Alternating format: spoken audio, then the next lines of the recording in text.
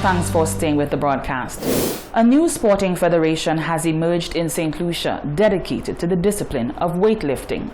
The St. Lucia Weightlifting Federation is led by Jacqueline Trim, who is also responsible for St. Lucia's Bodybuilding and Fitness Association. Recently, the International Weightlifting Federation donated equipment to the SLUWF.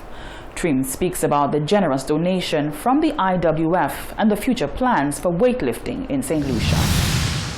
Weightlifting, a sport not commonly mentioned or practiced in St. Lucia, will now be gaining some momentum as a new weightlifting federation in St. Lucia has emerged. The St. Lucia Weightlifting Federation is officially recognized by the international governing body, the International Weightlifting Federation, through the Caribbean Weightlifting Federation. Plans are already being put in place for the training of coaches, the construction of a possible national gym, and competing at international events. The organization is still in the process of registering with the St. Lucia Olympic Committee and the Ministry of Youth Development and Sport. Recently, the IWF donated much-needed equipment, bars and weight plates to St. Lucia Weightlifting Federation. President of the SLWF, Jacqueline Trim, expresses her deepest gratitude to the IWF and speaks about the development of the sport on the island. We are very happy that the IWF have made this contribution to us, and we are in the process of developing the sport on the island and introducing it to those who have not been involved in the sport. And I think that's going to augur well to St. Lucia and our athletes and other persons who really want to be part of the sport but wasn't aware that it could have been done in St. Lucia. But right now, we are making it happen. Trim goes on to outline some of the future plans of the organization, one of which is the establishment of a national gym. Well, one of the future plans, the first thing that we want to get done is to establish a national gym. So all our athletes, no matter what discipline that they're part of, they can be part of the gym and it will be available for them to exercise.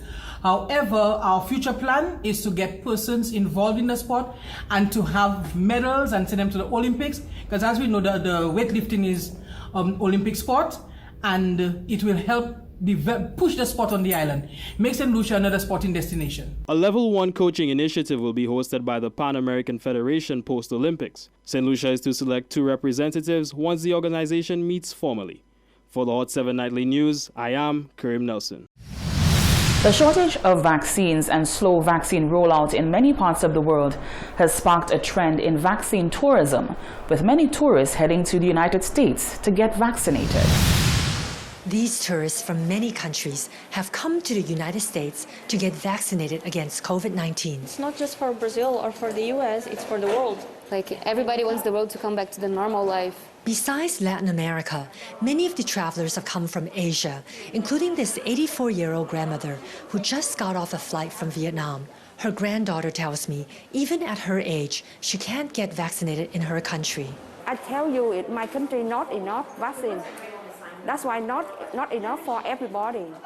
Around 50% of U.S. residents are fully vaccinated, but the rates are much lower elsewhere, including around 20% in South America, 10% in Asia, and just 1.5% in Africa. Just the San Francisco airport alone has vaccinated around 1,000 passengers arriving from over 50 countries since May, and the demand is growing.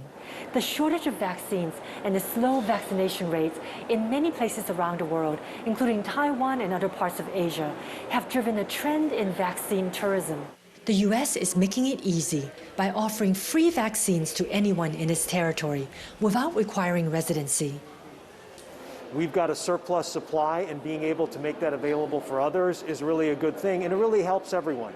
It helps other countries to vaccinate their population faster. It helps reduce the barriers of international travel that currently exist. And so ultimately, everybody wins when we offer a program like this.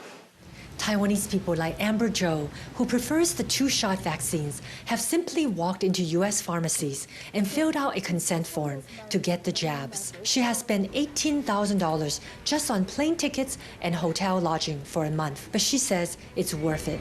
I have a daughter, 7 years old, and my parents over 70 years old. I need to protect myself, then I can protect my family. I feel so happy. Right now, I feel like I'm a superwoman. Cindy Sue, BBC News, San Francisco. And do stay with us. There's more after the break.